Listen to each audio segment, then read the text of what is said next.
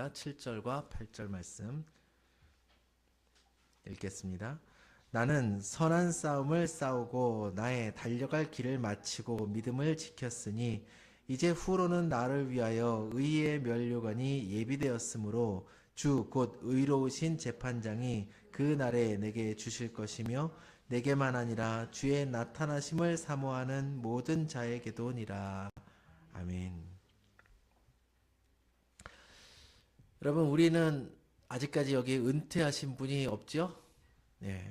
참, 우리 교회가 얼마나 젊은지 몰라요. 다른 교회에 우리 교회의 인원 구성을 이야기하면 깜짝 놀랍니다. 그렇게 젊은 교회가 있느냐. 사실 별로 안 젊은 것 같기도 한데 굉장히 젊다고들 이야기합니다. 그런데 이제 우리에게 닥칠 그 은퇴 이후의 삶을 여러분은 어떻게 꿈꾸고 계십니까? 많은 현대인들이 꿈꾸는 성공적인 노후라는 것이 있습니다. 요즘에는 제가 잘 보지 못했는데 옛날에는 리더스 다이제스트라는 유명한 이 작은 잡지가 있었어요. 거기 가면 여러 가지 읽을 만한 이야기들이 많아갖고 한번 딱 보면 너무 흥미로운 이야기들을 모아놨기 때문에 정신없이 보고는 했습니다. 또 옛날에 그게 한글과 영어가 같이 쓰여 있어서 영어 공부하는 사람들이 굉장히 많이 봤었죠. 거기에 그 50대 초반에 조기 은퇴에 성공한 박과 펜이라는 부부의 이야기가 나왔습니다. 그들이 따뜻한 미국의 플로리다주로 이사를 했는데요. 이 굉장히 개인이 가지기에는 큰 요트를 사고 바다에서 항해하고 그곳에서 낚시를 하고 그곳에서 바다 수영을 즐기고 소프트볼을 즐기고 그리고 예쁜 조개 껍질들을 따로 모으기 시작했습니다. 그런 여생을 가지고 너무나도 여유 있어서 많은 사람들이 그것을 보면서 야, 정말 부럽다, 정말 안락하다 이런 생각들을 많이 했던 그런 삶입니다. 또 다른 사람이 있습니다. 루비 엘리아슨과 로라 에드워즈라는 두 여인이 있었는데요. 이 두 분은 80세가 넘은 고령에 은퇴 후에 편안한 노후를 살기보다 아프리카 카메룬으로 가서 덥고 습한 땅에 가서 복음을 전하고 섬기기 위해서 섬기기 시작했습니다. 어느 날 그들이 아프리카니까 도로가 없는 곳에 사륜구동차를 타고 가는데 브레이크가 파열됐어요. 그래서 이분들이 80세가 넘은 고령의 두 여인이 절벽 아래로 차가 떨어져서 그곳에서 목숨을 잃는 사건이 있었습니다. 지금 우리가 참 놀랍죠. 그러면 어떻게 그런 생각이 들고 어떻게 그런 비극이 있을까? 편안하게 살 그런 나이에 왜 거기서 고생을 하는가? 주변 사람들에게도 피해다, 민폐다. 우리나라에서 아마 그런 사건이 있었으면 이런 댓글들이 굉장히 많이 있었을 겁니다. 여러분, 무엇이 더 비극일까요? 두 가지 이야기 중에서요. 진짜 비극은요, 그런 데 있는 것이 아닙니다. 평생 동안 살고 싶은 대로 살고 즐길 거 다 즐기고 그리고 자기가 수집한 그 조개 껍질을 가지고 있다가 하나님 앞에 섰을 때 주님, 제 조개 껍질 한번 보시기 바랍니다. 너무 예쁘죠? 제가 이거를 모으느라고 한 30년 걸렸어요. 이게 비극 아닐까요? 그렇죠? 학교에 다니는 학생이 선생님 앞에 숙제를 내놔야 되는데 선생님, 제가 집에 가서요 여기 열심히 벌레들을 모았어요. 그리고 벌레 수집을 갖고 온다든가 아이들 포켓몬 카드를 갖고 온다든가 그게 비극인 것입니다. 하나님 앞에 섰을 때 너는 나를 위해서 무엇을 했느냐? 내가 내게 맡긴 영혼들을 위해서 무엇을 하다 왔느냐? 주님, 제가요 그래도 편안하게 노후를 위해서 얼마나 열심히 일했는지 몰라요.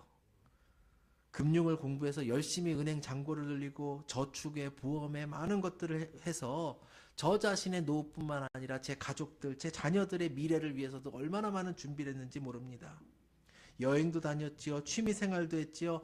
하나님, 저는 하나님이 주신 인생을 아름답게 즐기기 위해서 정말 많은 노력을 하다 왔습니다. 이것에 대한 평가 한 줄은 제가 빼고 읽도록 하겠습니다. 다만 우리 마음속에 두려움이 있을 거예요. 어떤 두려움이 있을까요? 많은 사람들은요, 사실은 앞에 언급한 그 두부처럼 살지 못하면 어떡하지? 난 나이 먹었는데도 반지하방에서 돈이 없어서 어떤 때는 막 폐지를 주워가면서 남들은 놀러 다니고 남들은 여유 있게 지내는데 나는 힘들게 살면 어떡하지? 그런 불안함들이 있습니다. 돈이 있어야 사람들이 날 찾아올 텐데 그런 얘기를 하는 사람들도 있더라고요. 요즘에 아이들에게 선행이다, 조기교육이다 하면서요, 아이들 달달달 볶고 있는데요. 그 모든 것 속에서는 내가 하는 모든 일에는 나만 뒤처질까봐, 내 자녀만 뒤처질까봐 하는 두려움 속에서 사람들이요, 서로 달려가고 경쟁해요.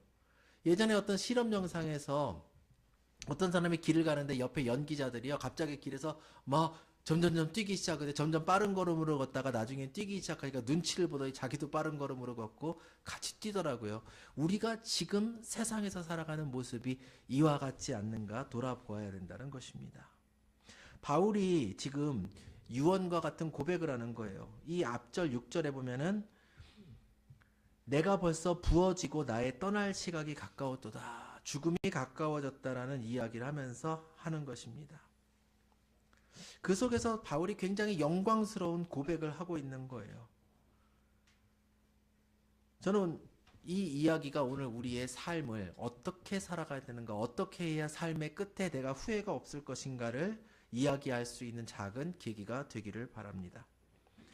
20세기 초에 윌리엄 보든이라는 청년이 있었습니다. 지금 6절 조금 전에 제가 다시 한번 본 말씀은 전제와 같이 내가 벌써 부어지고 나의 떠날 시각이 가까웠도다. 바울은 자기 죽음을 전제라고 표현합니다. 전제라는 것이 무엇이냐면요, 앞에서 제시했다라는 한글 말이, 우리나라 말이 아니라 여기서 말하는 건 제사에서 이야기라는 것입니다. 제사의 가장 마지막 순서인데 희생 제물이 불타고 있을 때 그 위에 포도주를 붓는 의식을 이야기합니다. 뜨겁게 달아오른 제단 위에 포도주가 부어지면 어떻게 될까요? 칙 하면서 증발하고 향기는 올라가겠지요. 그리고 밑에는 남는 것이 하나도 없게 됩니다. 다시 담을 수도 없습니다. 바울의 고백은 뭐냐면요, 내 인생이 떠날 때가 됐는데 내 인생의 마지막 한 방울까지 나는 하나님께 다 드려서 올린 바 되었다라고 말하는 것입니다. 그가 죽을 때가 되었고, 바울은 결국에는 세상이 볼 때는 복된 죽음이 아니었죠. 로마에 가서 사형 집행을 당하는 그 순간까지, 로마에서 마지막에 인생을 맞게 되는 그 순간까지, 그것은 억지로 당하는 패배나 끝으로 보는 것이 아니라 하나님께 드리는 마지막 예배, 성도의 죽음, 나의 헌신의 마지막이 왔다라는 전제로서 표현하는 것입니다. 조금 전에 제가 윌리엄 보든이라는 청년에 대해서 이야기를 했습니다. 그는요, 미국의 낙농업계에 아주 거물인 보든 가문의 상속자였습니다. 지금 가치로 따지면 그러니까 우리가 흔히 말하는 재벌입니다. 재벌의 상속자로서 부모님이 고등학교를 졸업할 때에 그 선물로 세계 일주 여행을 시켜줬어요. 그 당시에 100년도 더 전에 세계 일주를 했다는 건 대단한 것 같습니다. 화려한 세상을 보고 견문을 보고 넓은 세상에서 내가 무슨 일을 해서 더 큰 부자가 될까 고민해보라는 이야기였겠죠. 그런데 아시아도 갔어요. 중동도 갔습니다. 아프리카도 갔습니다. 그곳에 갈 때마다 들어온 것이 화려한 풍경이나 더 넓은 세상이 아니라 그곳 구석구석에서 죄와 가난과 질병 속에서, 그리고 무엇보다 예수님을 모른 채로 죽어가는 영혼들이 눈에 들어왔습니다. 거룩한 부담감이 타오르기 시작했습니다. 여행을 마치고 돌아와서 가족과 친구들에게 선언했습니다. 저는 남은 생을 선교사로 살겠습니다. 그리고 그 선교사 살게 되면 이제 상속을 받았을 때 문제가 되잖아요. 그래서 남은 유산과 그 어마어마한 유산과 편안한 미래에 대한 권리를 포기하는 서약서를 씁니다. 그리고 자기가 갖고 있는 성경책 안쪽에 첫 번째 문장을 적는데 뭐라고 적냐? No reserves. 남김없이 하나님께 드리겠다라는 서약을 하게 되는 것입니다. 자기 인생을 위해서 비상금을 숨겨놓지 않고 선교하다 힘들면 언제든지 돌아오면 살 수 있는 큰 집, 많은 재산, 많은 사람들을 두지 않고 그저 떠나갑니다. 여러분은 무엇을 남기고 계십니까? 통장 잔고 좀 많으십니까? 아니면은 어떤 노후를 위한 보험 좀 많이 들어놓으셨습니까? 혹은 사망보험. 물론 사망보험은 여러분이 가질 수 없습니다. 여러분 뒤에 남겨진 누군가가 가질 것입니다.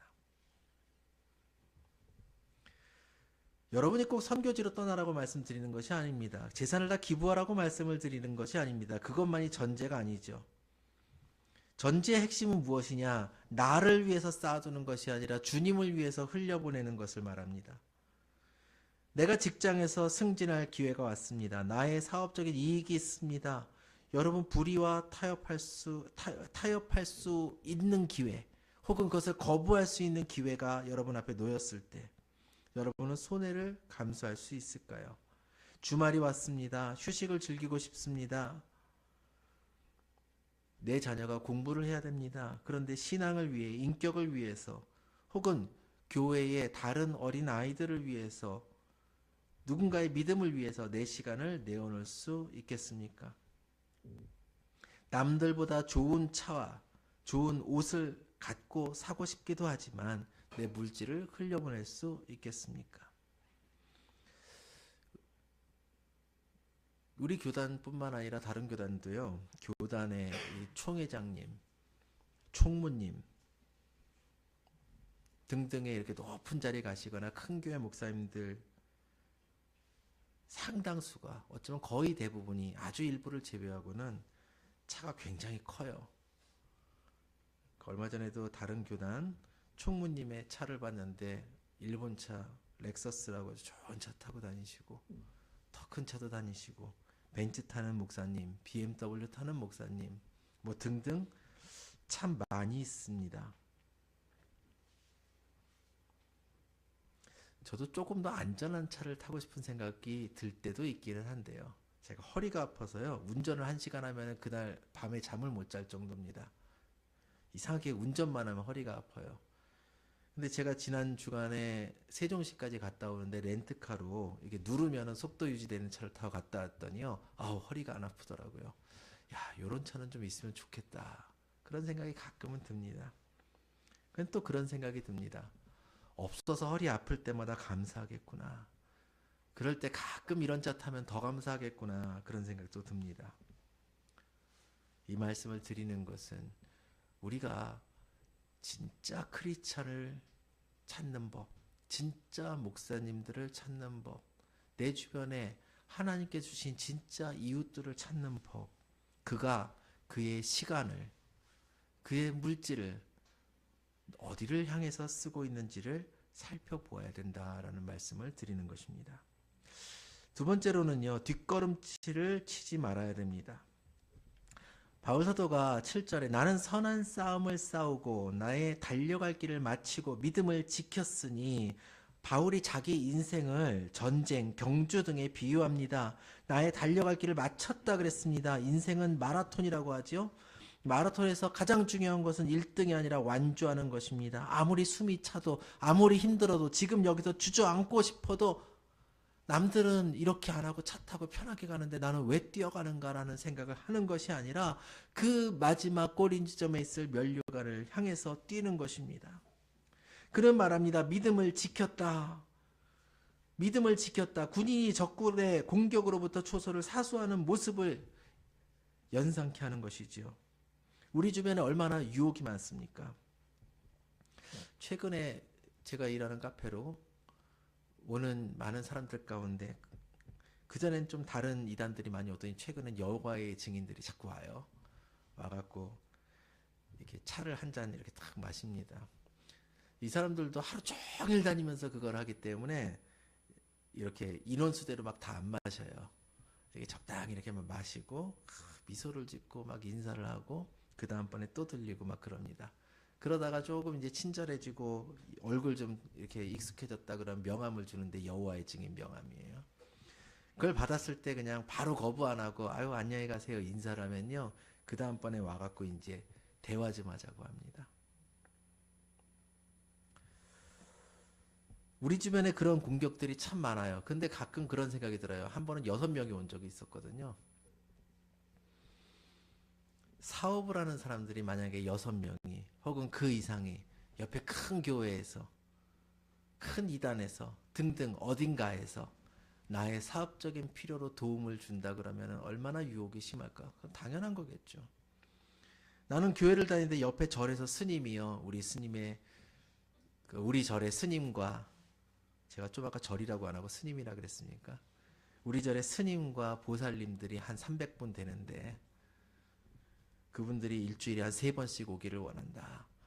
아마 기독교인에서 불자로 바꾸실 수도 있지 않을까 그런 생각도 하게 됩니다. 실제로 많은 이들이 그런 유혹들에 넘어가요.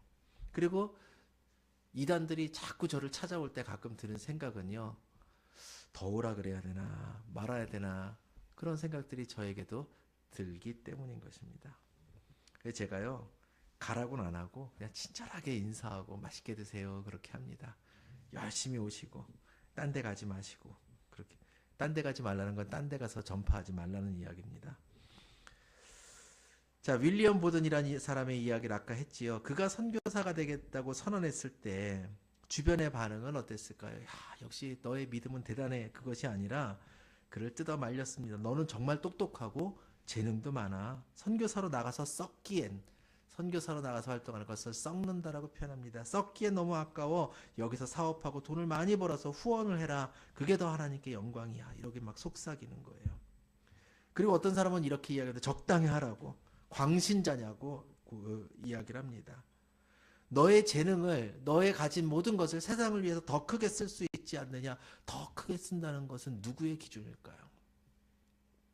그런데도 그는 흔들리지 않습니다. 세상의 성공이라는 유혹이, 세상의 안락함이라는 것이 그를 붙잡으려 할 때마다 성경책을 펼쳐서 아까 적은 다음에 두 번째 문장을 적었습니다. 후퇴를 하지 말자. 후퇴 없이. No retreat 이렇게 적습니다.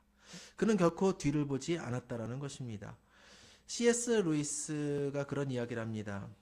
여러분 진흙파이라는 거 아세요? 아주 못 사는 데 가면 진흙에다 버터랑 소금을 섞어서 구운 다음에 그거를 아이들이 과자처럼 먹습니다. 세상에서 아주 부자로 사는 사람이요. 여러분 누군가가 여러분이 진흙파이를 구워서 먹고 있는 그런 가난한 사람인데 누가 여러분에게 엄청난 돈을 들여서 저기 아주 멋들어진 그런 휴양지에 가서 휴가를 보내자라는 제안을 했는데요. 난 이 진흙 쿠키가 너무 맛있어. 그만 먹고 있으면 그건 또 어리석은 일일지 모르겠습니다. 여러분이 이 세상에서 어떤 성공을 하든지 어떤 명예를 얻든지 하나님께서 우리에게 주신 영광에 비하면은 그것은 너무나도 사소해서 너무나도 초라해서 진흙파이와 전혀 진흙 쿠키와 전혀 다르지 않다라는 것입니다. 그러므로 여러분 세 번째로는요. 영원한 상급을 바라보라는 것입니다. 영원한 상급을 바라보라. 8절에 보니까 이제 후로는 나를 위하여 의의 면류관이 예비되었으므로 주 곧 의로우신 재판장이 그날에 내게 주실 것이며 우리에게 진흙 쿠키가 아니라 영원한 영광이 기다리고 있는데 그걸 누가 주신다고요? 의로우신 재판장이 주신다라고 말씀을 합니다. 바울의 시선이 현재 자기가 있는 그 감옥을 넘어서 미래의 영광을 향합니다. 그는 죽음을 죽는다라고 하는 것이 아니라 떠난다라고 이야기를 합니다. 이 떠남은 배가 밧줄에서 풀고 항구에서 출항한다는 헬라어 단어와 같은 단어입니다. 군대가 막사를 걷고 이동한다는 뜻이 아닙니다. 그는 영원한 본향으로 나는 이제 간다라고 선언하는 것이지요. 눈앞에 로마의 재판장이 있습니다. 아마도 그는 황제 앞에 가서 재판받길 원했으니 로마의 재판장 아마 네로였을 것 같습니다. 그가 바울에게 사형을 선고합니다. 너는 죄인이고 너는 실패자야. 이제 너는 죽을 거야. 그런데 바울은 그가 아니라 의의 면류관을 준비하고 계신 영원한 재판장을 바라보고 있는 것입니다. 그가 왜 죽음 앞에서도 어려움 속에서 당당할 수 있었습니까? 그는 예수님을 바라보았기 때문입니다. 윌리엄 보든의 이야기를 마지막으로 하겠습니다. 그는 예일대를 졸업하고 프린스턴 신학교로 가서 신학을 마칩니다. 그리고 중국으로 가기를 원했는데 그곳으로 가기 위해서 그곳에 있는 무슬림들에게 복음을 전하기 위해서 이집트로 먼저 가서 훈련을 받으려고 했습니다. 그런데 그곳에 가서 척수막염에 걸립니다. 그리고 한 달도 되지 않아서 불과 25살에 세상을 떠납니다. 너무 허망하겠죠? 우리의 기준으로는 그렇습니다. 그래서 미국에서 대재벌의 상속자가 그런 일을 당하니까 신문들에서 막 싣습니다. 사람들이 탄식합니다. 이게 무슨 낭비야. 억만장자의 삶을 그렇게 포기해? 그렇게 가서 선교를 한 것도 아니고 그것을 결국에는 밟아보지도 못하고 거기서 죽어? 차라리 많은 선교사를 보내는 일을 하지. 왜 이렇게 어리석어? 그리고 하나님을 원망한 사람도 있습니다. 하나님은 무심하시다. 그의 인생은 실패다. 근데 아까 그가 적은 두 문장 뒤에 그는 세 번째 문장을 적습니다. 후회 없이.